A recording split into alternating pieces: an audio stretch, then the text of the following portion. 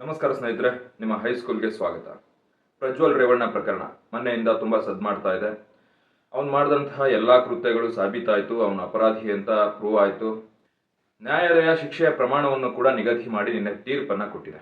ಜನಪ್ರತಿನಿಧಿಗಳ ವಿಶೇಷ ನ್ಯಾಯಾಲಯ ನಿನ್ನೆ ಕೊಟ್ಟಿರೋ ತೀರ್ಪಿನ ಪ್ರಕಾರ ಅವನಿಗೆ ಜೀವಾವಧಿ ಶಿಕ್ಷೆ ಮತ್ತೆ 11,50,000 ರೂಪಾಯಿ ದಂಡ. ಅದರಲ್ಲಿ 11,25,000 ಸಂತ್ರಸ್ತೆಗೆ ಹೋಗುತ್ತೆ, ಇನ್ನು 25,000 ಕೋರ್ಟ್ ಒಂದು ದಂಡ ಆಗಿ ಅದನ್ನ ಕಲೆಕ್ಟ್ ಮಾಡ್ಕೊಳ್ಳುತ್ತೆ. ಸೊ ಇದರ ಪ್ರಕರಣದ ಬಗ್ಗೆ ಹಲವಾರು ಮಾಹಿತಿಗಳನ್ನ ನೀವು ಆಲ್ರೆಡಿ ವರ್ಷಾನುಗಟ್ಲೆಯಿಂದ ಕೇಳ್ತಾನೆ ಬಂದಿದ್ದೀರಾ. ಅದರ ಗೋಜಿಗೆ ನಾನು ಹೋಗೋದಿಕ್ಕೆ ಹೋಗಲ್ಲ. ಆದ್ರೆ ಇಲ್ಲಿ ಒಂದು ಸೆನ್ಸಿಟಿವ್ ಮತ್ತೆ ಕಾಮನ್ ಸೆನ್ಸ್ ನ ವಿಚಾರಗಳ ಬಗ್ಗೆ ಒಂದು ಸ್ವಲ್ಪ ಮಾಹಿತಿಯನ್ನ ಮಾತಾಡೋಣ ಅಂತ ಈ ವಿಡಿಯೋ ಮಾಡ್ತಾ ಇದ್ದೀನಿ. ನೋಡಿ, ಒಬ್ಬ ವ್ಯಕ್ತಿ ಹುಟ್ಟದಾಗಿಂದಾನೆ ಅನುಭವ ಜೊತೆಗೆ ಬಂದಾಗ ಅವನೊಂದು ವ್ಯಕ್ತಿತ್ವ ವಿಕಸನ ಆಗುತ್ತೆ. ಅನುಭವನೇ ಇಲ್ಲ ಆದ್ರೆ ಎಲ್ಲಾ ಸಿಗ್ತಾ ಇದೆ ಅವನಿಗೆ ಅಂದಾಗ ಆ ವ್ಯಕ್ತಿತ್ವ ಹರಣ ಆಗ್ತಾ ಹೋಗುತ್ತೆ. ಇಲ್ಲಿ ಪ್ರಜ್ವಲ್ ರೇವಣ್ಣನ ಪ್ರಕರಣದಲ್ಲಿ ಆಗಿದ್ದು ಕೂಡ ಅದೇನೆ, ವ್ಯಕ್ತಿತ್ವ ಹರಣ ಆಗ್ತಾ ಹೋಯ್ತು. ಅಂದ್ರೆ ತಂದೆ ತಾಯಿಗಳು ಆಲ್ರೆಡಿ ಪ್ರಬಲರಾಗಿದ್ರು, ತಾತನ ಪ್ರಭಾವದಿಂದ ಆಲ್ರೆಡಿ ಒಂದು ಜನಮನ್ನಣೆ ಅನ್ನೋದು ಅವ್ರಿಗೆ ಆಬ್ವಿಯಸ್ಲಿ ಇತ್ತು. ಸೊ ಈ ಒಂದು ಕಾರಣದಿಂದಾಗಿ ಬೇಗನೆ ಎಲ್ಲ ಸಿಗ್ತಾ ಹೋಯ್ತು. ಕಷ್ಟಗಳ ಅನುಭವ ಅವ್ರಿಗಿಲ್ಲ, ಸಾಮಾಜಿಕ ಮೌಲ್ಯಗಳ ಅನುಭವ ಇಲ್ಲ.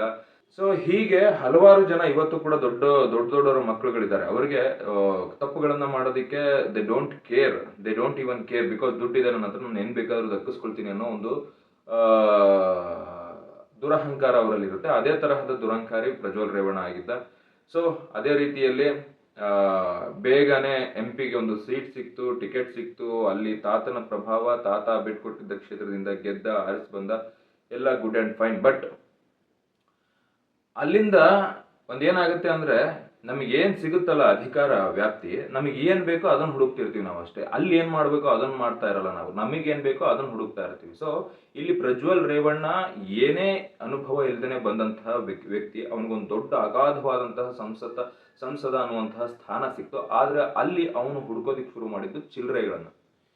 ತನ್ನ ಒಂದು ಅಧಿಕಾರವನ್ನ ಉಪಯೋಗಿಸ್ಕೊಂಡು ಬೇರೆ ನಾನಾ ರೀತಿಯ ಕೃತ್ಯಗಳನ್ನೆಲ್ಲ ಮಾಡ್ದ. ಅದರಲ್ಲಿ ಅತ್ಯಾಚಾರ ಪ್ರಕರಣ ಕೂಡ ಒಂದು ಅಂತ ಕೋರ್ಟ್ ಹೇಳಿದೆ. ಸೊ ಇಲ್ಲಿ ಏನಾಗ್ತಾ ಇದೆ ಅಂದ್ರೆ, ಸ್ವಯಂಕೃತವಾಗಿ ತನ್ನ ಮೇಲೆ ತಾನೇ ಕಲ್ಲು ಹಾಕೊಂಡು ಸಾಯ್ತಾ ಇರುವಂತಹ ವ್ಯಕ್ತಿ ಪ್ರಜ್ವಲ್ ರೇವಣ್ಣ. ಯಾಕೆಂದ್ರೆ ಒಂದು ಅಧಿಕಾರ ಸಿಕ್ತು, ಅಧಿಕಾರ ಬಂದ ಮೇಲೆ ತುಂಬಾ ನಾವು ನಿಷ್ಠೆಯಿಂದ ಇರಬೇಕು. ಆಮೇಲೆ ಅಧಿಕಾರ ಅವನಿಗೆ ಹೊಸದಾದ್ರೂ ಕೂಡ ಅವರ ಕುಟುಂಬಕ್ಕೆ ಅಧಿಕಾರ ಅನ್ನೋದೇನು ಹೊಸದಾಗಿರ್ಲಿಲ್ಲ. ಸೊ ಪ್ರೈಮ್ ಮಿನಿಸ್ಟರ್ ಆಗಿದ್ದವರು ಅವ್ರ ತಾತ. ಸೊ ಅವರಿಗೆ ತಮ್ಮ ಒಂದು ಸಂಸತ್ ಸ್ಥಾನವನ್ನು ಉಪಯೋಗಿಸ್ಕೊಂಡು ಜನ ಉಪಕಾರಿ ಕೆಲಸಗಳನ್ನ ಮಾಡೋದಕ್ಕೆ ಏನೇನ್ ಬೇಕೋ ಎಲ್ಲಾ ಬ್ಲೂ ಪ್ರಿಂಟ್ಗಳು ಸಿದ್ಧವಾಗಿದ್ದಂತಹ ಮನೆ ಅದು. ಸೊ ಅದನ್ನು ಒಂದು ಕುಟುಂಬಕ್ಕೂ ಮತ್ತೆ ಅವನ ಡ್ರೈವರ್ ಅಂದ್ರೆ ಸುಮಾರು ವರ್ಷಗಳಿಂದ ಫ್ರೆಂಡ್ ಆಗಿದ್ದಂತಹ ಒಬ್ಬ ವ್ಯಕ್ತಿ ಅವನನ್ನೇ ಡ್ರೈವರ್ ಆಗಿ ಇಟ್ಕೊಂಡಿದ್ದ. ಅವ್ನು ಸುಮಾರು 14 ವರ್ಷಗಳಿಂದ ಪ್ರಜ್ವಲ್ ರೇವಣ್ಣ ಕಾರನ್ನ ಅವ್ನು ಡ್ರೈವ್ ಮಾಡ್ತಿದ್ದಂತೆ. ಸೊ ಅಂಥ ಕ್ಲೋಸ್ ಥಿಕ್ ಫ್ರೆಂಡ್ಸ್ ಅವರು. ಸೊ ಅಂಥವ್ರ ಹತ್ರ ಈ ವಿಡಿಯೋಗಳನ್ನೆಲ್ಲ ಶೇರ್ ಮಾಡಿದ್ದ, ನೋಡಿದ್ದ, ತೋರಿಸಿದ್ದ ಎಲ್ಲ ಆಗಿತ್ತು. ಸೊ ಒಂದ್ ಪಾಯಿಂಟ್ ಆಫ್ ಟೈಮ್ ಅಲ್ಲಿ ಆ ಒಂದು ಡ್ರೈವರ್ಗೆ ಮತ್ತೆ ಇವರ ಮನೆಯವ್ರಿಗೆ ಒಂದು ಆಸ್ತಿ ವಿಚಾರಕ್ಕೆ ಜಗಳ ಆಗುತ್ತೆ, ದೂರ ಆಗ್ತಾರೆ. ಅವಾಗ ಸೊ ಈ ಮುಂಚೆಯಿಂದ ನಾವು ಅವ್ರ ಫ್ಯಾಮಿಲಿ ಬಗ್ಗೆ ಕೇಳಿರೋದು ಬರೀ ದುರಹಂಕಾರದ ಪರಮಾವಧಿಯ ಫ್ಯಾಮಿಲಿ ಅದು ಅಂತ. ಸೊ ಆ ತರದ ಒಂದು ದುರಹಂಕಾರ ಆಸ್ತಿ ವಿಚಾರದಲ್ಲೂ ಕೂಡ ಆ ಒಬ್ಬ ಡ್ರೈವರ್ ಏನಿದ್ನಲ್ಲ, ಪ್ರಜ್ವಲ್ ರೇವಣ್ಣನ ಡ್ರೈವರ್ ಏನಿದ್ನಲ್ಲ, ಅವನ ಆಸ್ತಿಗೂ ಮತ್ತೆ ಇವ್ರ ಫ್ಯಾಮಿಲಿಗೂ ಬೀಳುತ್ತೆ. ಅಲ್ಲಿ ಇವರ ದುರಹಂಕಾರಿ ವರ್ತನೆ ಮತ್ತೆ ಇವರ ಅನೈತಿಕ ಚಟುವಟಿಕೆಗಳು ಅವನಿಗೆ ಟ್ರಿಗರ್ ಮಾಡ್ತಾ ಹೋಗುತ್ತೆ. ಅವಾಗ ಅವನು ಅಲ್ಲಿಂದ ಅವ್ರ ಟೀಮಿಂದ ಹೊರಗೆ ಬರ್ತಾನೆ. ಹೊರಗೆ ಬಂದು ಸುಮಾರು ವರ್ಷಗಳ ಕಾಲ ಹೊರಗಿದ್ದು ಆಮೇಲೆ ಒಂದೊಂದಾಗೆ ವಿಡಿಯೋಗಳನ್ನ ಬಿಡ್ತಾ ಹೋಗ್ತಾನೆ, ಬೇರೆಯವರ ಮುಖಾಂತರ. ಸೊ ಹೀಗೆ ಹೊರಗೆ ಬಂದಂತ ಪ್ರಕರಣ ಇದೆ. ಇಲ್ಲಿ ಮಾಡಿರೋದೇ ರಬಿಶ್ ಕೆಲಸ ಅಂದಾಗ ಅದನ್ನ ಮತ್ತೆ ಪ್ರಮೋಟ್ ಮಾಡೋ ಒಂದು ಮನಸ್ಥಿತಿ ಬೇರೆ ಇದೆಯಲ್ಲ, ಇದನ್ನ ಸೈಕೋ ಮನಸ್ಥಿತಿ ಅಂತ ನಾವು ಹೇಳ್ಬೋದು. ಮಾನಸಿಕವಾಗಿ ಸ್ವಸ್ಥವಾಗಿರೋರು ಯಾರು ಈ ತರದ ಕೆಲಸಗಳನ್ನ ಮಾಡಲ್ಲ, ಅಸ್ವಸ್ಥ ಇರ್ಬೋದು. ಸೊ ಹಂಗಾಗಿ ಅವನಿಗೊಂದು ಗೀಳಿರ್ಬೋದು, ಒಬ್ಬ ಸೈಕೋ ಇರ್ಬೋದು ಅವನು. ಹಂಗಾಗಿ ಆ ಒಂದು ಕೆಲಸವನ್ನ ಮಾಡ್ತಾನೆ. ಸೊ ಅದಾದ್ಮೇಲೆ ಪ್ರಕರಣ ಬೆಳಕಿಗೆ ಬಂದ ಮೇಲೆ ತಪ್ಪು ಆಗೋಗಿದೆ, ಅಪರಾಧ ಆಗೋಗಿದೆ ಅಂದ್ಮೇಲೆ ಕಾನೂನಿಗೆ ನಾವು ತಲೆ ಬಾಗ್ಬೇಕು. ಆದ್ರೆ ಅದನ್ನ ಬಿಟ್ಟು ಇವನು ಬೇರೆ ದೇಶಕ್ಕೆ ಓಡ್ ಹೋದ.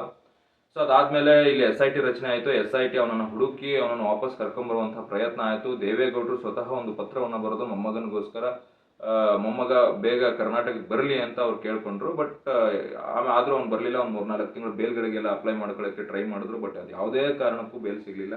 ಕೊನೆಗೆ ಅವ್ನು ಬರಲೇಬೇಕಾದಂತಹ ಪ್ರಸಂಗ ಬಂತು. ಇದು ಕೂಡ ಕಾನೂನಿನ ನಿಂದನೆ ಆಗುತ್ತೆ, ಕಂಟೆಂಪ್ಟ್ ಆಫ್ ಕೋರ್ಟ್ ಆಗುತ್ತೆ. ಬಿಕಾಸ್ ಯಾವುದೋ ಒಂದು ತನಿಖೆ ನಡೀತಾ ಇದೆ ಅಂದ್ರೆ ಅದಕ್ಕೆ ಸ್ಪಂದಿಸಬೇಕಾಗಿರೋದು ನೀನು. ಅಪರಾಧಿ ಹೌದೋ ಅಲ್ವೋ, ಆರೋಪಿ ಹೌದೋ ಅಲ್ವೋ, ಅದೆಲ್ಲ ಸೆಕೆಂಡರಿ. ಬಟ್ ಒಂದು ತನಿಖೆ ಅನ್ನೋದು ಪ್ರಾರಂಭ ಆದಾಗ, ಒಂದು ತುಂಬಾ ಸೀರಿಯಸ್ ತನಿಖೆ ಅನ್ನೋದು ಪ್ರಾರಂಭ ಆದಾಗ ನಾವು ಅದರಬೇಕು, ತನಿಖೆಯನ್ನ ನಾವು ಎದುರಿಸಲೇಬೇಕು. ಇದು ಕಾನೂನು ಹೇಳುವಂಥದ್ದು. ಸೊ ಅಂಥ ಸಂದರ್ಭದಲ್ಲಿ ಇವನು ಫಾರಿನ್ಗೆ ಓಡ್ ಹೋಗಿದ್ದು ಅದು ಕೂಡ ಒಂದು ಕ್ರಿಮಿನಲ್ ಕೇಸ್ ಆಗುತ್ತೆ. ಸೊ ಸೀರಿಯಸ್ ಅಫೆನ್ಸ್ ಆಗುತ್ತೆ ಅದನ್ನು.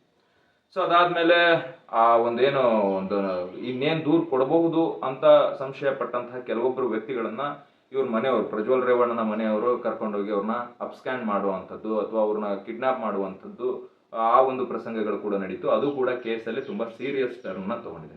ಆಮೇಲೆ ಎಲ್ಲದಕ್ಕಿಂತ ಹೆಚ್ಚಾಗಿ ಇವನು ಸಂಸದ ಆಗಿದ್ದೇ ಈ ಕೇಸ್ಗೆ ದೊಡ್ಡ ಫೇಲ್ ಆಗಿದ್ದು ಅಂತ ಹೇಳ್ಬೋದು. ಬಿಕಾಸ್ ಶಾಸಕಾಂಗ, ನ್ಯಾಯಾಂಗ, ಕಾರ್ಯಾಂಗ ಅನ್ನೋದಿದೆ. ಶಾಸಕಾಂಗ ಅಂದ್ರೆ ಶಾಸನಗಳನ್ನ ಸಿದ್ಧ ಮಾಡುವಂಥವ್ರು, ಅಂದ್ರೆ ಇಡೀ ಒಂದು ದೇಶ ಯಾವ ರೀತಿ ರನ್ ಆಗಬೇಕು, ದೇಶದ ಪ್ರಜೆಗಳು ಯಾವ ರೀತಿ ರನ್ ಆಗಬೇಕು ಅನ್ನೋದಕ್ಕೆ ಒಂದು ರೂಲ್ಸ್ ರೆಗ್ಯುಲೇಷನ್ಗಳನ್ನ ಕ್ರಿಯೇಟ್ ಮಾಡೋರು ಇದೇ ಶಾಸಕಾಂಗದ ಸದಸ್ಯರುಗಳು. ಸೊ ಆ ಒಂದು ಶಾಸಕಾಂಗದ ಸದಸ್ಯ ಈ ಸಂಸದನು ಕೂಡ ಆಗಿರ್ತಾನೆ. ಹಾಗಾಗಿ ಇವನು ತಪ್ಪು ಮಾಡಿದಾಗ, ಯಾರು ಶಾಸಕಾಂಗ ಕಾನೂನುಗಳನ್ನ ಸಿದ್ಧ ಮಾಡುವಂತಹ ಸ್ಥಾನದಲ್ಲಿ ಕುತ್ಕೊಂಡವ್ರು ತಪ್ಪು ಮಾಡಿದಾಗ ಆ ಒಂದು ಪ್ರಕರಣವನ್ನ ತುಂಬಾ ಸೀರಿಯಸ್ ಪ್ರಕರಣ ಅಂತ ಕನ್ಸಿಡರ್ ಮಾಡಲಾಗುತ್ತೆ. ಹಾಗಾಗಿನೇ ಜನಪ್ರತಿನಿಧಿಗಳ ವಿಶೇಷ ನ್ಯಾಯಾಲಯ ಈ ಒಂದು ಕೇಸನ್ನ ಟೇಕ್ ಓವರ್ ಮಾಡ್ತು. ಬಿಕಾಸ್ ಆವಾಗ ಅವನು ಆನ್ ಗೋಯಿಂಗ್ MP. ಸೊ ಇದೆಲ್ಲ ಸೆಟ್ ಬ್ಯಾಕ್ಗಳು ಅವನಿಗೆ ಇವತ್ತು ತುಂಬಾ ದೊಡ್ಡದಾಗಿ ಮೂಲ ಆಯಿತು, ತುಂಬಾ ದೊಡ್ಡ ಒಂದು ಪ್ರಾಬ್ಲಮ್ ಅನ್ನ ಕ್ರಿಯೇಟ್ ಮಾಡ್ತು. ಈಗ ಅವನು ಜೀವಾವಧಿ ಶಿಕ್ಷೆಯನ್ನು ಅನುಭವಿಸೋದಕ್ಕೆ ಇದೆಲ್ಲ ಕೂಡ ಕಾರಣ. ಸೊ ಇದನ್ನ ಅವನು ಸ್ವಯಂಕೃತವಾಗಿ ಮಾಡ್ಕೊಂಡಿದ್ದಂಥದ್ದೇ ಎಲ್ಲ. ಆಮೇಲೆ ಈ ಒಂದು ಕೃತ್ಯಗಳನ್ನ ಮಾಡೋದಿಕ್ಕೆ ಸರ್ಕಾರಿ ಬಂಗ್ಲೆಯನ್ನೇ ಅವನು ಉಪಯೋಗಿಸ್ಕೊಂಡಿದ್ದ. ಅಂದ್ರೆ ಅವ್ರ ತಾತ ಪ್ರೈಮ್ ಮಿನಿಸ್ಟರ್ ಆಗಿದ್ದರಿಂದ ಅವರಿಗೆ ಒಂದಷ್ಟು ಸರ್ಕಾರಿ ಸವಲತ್ತುಗಳು ಇನ್ನೂ ಕೂಡ ಇರ್ತವೆ, ರನ್ನಿಂಗ್ ಅಲ್ಲಿ ಇರುತ್ತೆ. ಅವ್ರು ಯಾವುದೇ ಕಾಲದಲ್ಲಿ ಪ್ರಧಾನಮಂತ್ರಿ ಆಗಿದ್ರು ಕೂಡ ಇಂತಿಷ್ಟು ವರ್ಷಗಳವರೆಗೆ ಅವರಿಗೆ ಸರ್ಕಾರದ ಕೆಲವಷ್ಟು ಸವಲತ್ತುಗಳು ಮುಂದುವರಿತಾ ಇರ್ತವೆ. ಸೊ ಆ ಒಂದು ರೀತಿಯಲ್ಲಿ ಸರ್ಕಾರದ ಒಂದು ಬಂಗಲೆಯನ್ನು ಉಪಯೋಗಿಸ್ಕೊಂಡು ಈ ಒಂದು ಕೃತ್ಯಕ್ಕೆ ಬಳಸಲಾಗಿತ್ತು. ಅದು ಕೂಡ ಅಪರಾಧ. ಎರಡನೇದಾಗಿ ವಿಡಿಯೋ ಚಿತ್ರೀಕರಣ. ಆಮೇಲೆ ಇವನು ಕೃತ್ಯ ನಡೆಸಿದಂತಹ ಮಹಿಳೆಯರು ಏನಿದಾರಲ್ಲ ಅವರೆಲ್ಲ ಅಬಲೆಯರು. ಅಂದ್ರೆ ಏನೋ ತುಂಬಾ ಓವರ್ ಎಜುಕೇಟೆಡ್, ಆಮೇಲೆ ತುಂಬಾ ಬಲ ಇರುವಂಥವ್ರು, ಹಣಕಾಸಿನ ವಿಚಾರದಲ್ಲಿ ತುಂಬಾ ಒಳ್ಳೆ ಬ್ಯಾಕ್ ಗ್ರೌಂಡ್ ಇರುವಂಥವ್ರು ಅಂಥವ್ರು ಆಗಿರಲಿಲ್ಲ. ಎಲ್ಲ ಕಡು ಬಡವರೇ ಇವ್ರ ಮನೆಯಲ್ಲಿ ಕೆಲಸ ಮಾಡ್ತಿದ್ದಂಥವ್ರು. ಆಮೇಲೆ ಯಾರು ಕೂಡ up to the mark educated ಆಗಿರಲಿಲ್ಲ. ಸೊ ಹಾಗಾಗಿ ಅವ್ರನ್ನ ಎದುರಿಸಿ ಬೆದರಿಸಿ ಈ ಒಂದು ಕೃತ್ಯಗಳಿಗೆ ಅವ್ರನ್ನ ಉಪಯೋಗಿಸ್ಕೊಳ್ಳಾಯ್ತು, ಆಮೇಲೆ ಅವ್ರನ್ನ ಬ್ಲ್ಯಾಕ್ ಮೇಲ್ ಮಾಡಲಾಯ್ತು ಅನ್ನೋದು ಈ ಒಂದು ಪ್ರಕರಣದಲ್ಲಿ ಸಾಬೀತಾದಂತಹ ವಿಚಾರ.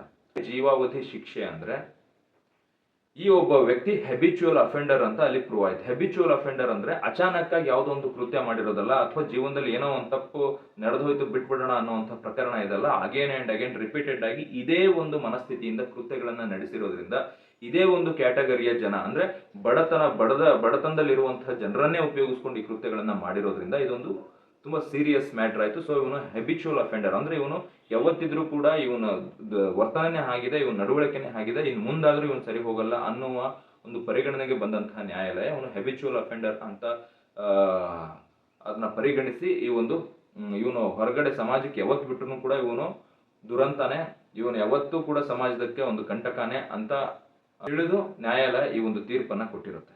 ಸೊ ಈಗ ಅವನು ಜೀವಾವಧಿ ಶಿಕ್ಷೆ, ಮತ್ತೆ ಆ ಒಂದು ಮಹಿಳೆಗೆ ಏನು ಸಂತ್ರಸ್ತ ಮಹಿಳೆ ಇದ್ದಾಳಲ್ಲ, 1ನೇ ಕೇಸ್ ಇದು. ಅವನ ಮೇಲೆ ದಾಖಲಾಗಿರುವಂತದ್ದು 4 ಕೇಸ್ ಇಲ್ಲಿವರೆಗೂ. ಬಟ್ 1ನೇ ಕೇಸ್ನ ಪ್ರಕರಣ ನಿನ್ನೆ ಕ್ಲೋಸ್ ಆಯ್ತು, ಸಮಾಪ್ತಿ ಆಯ್ತು.